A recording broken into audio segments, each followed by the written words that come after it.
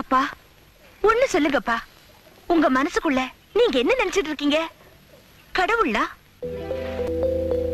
பின்ன நீங்க யாரு எது தப்பு எது சரின்னு பார்த்து தண்டனை கொடுக்க? வாக்கு கொடுத்துட்டம்மா. யாருக்கு? என்ன மாதிரி ஒரு தகப்பனுக்கு. பரவாயில்லையே, இந்த மாதிரி ஈவ இறக்கம் இல்லாம ஒருத்தனை ரத்தத்துல மிதக்க விடுறேன்னு வாக்கு கொடுத்துட்டீங்க இல்ல?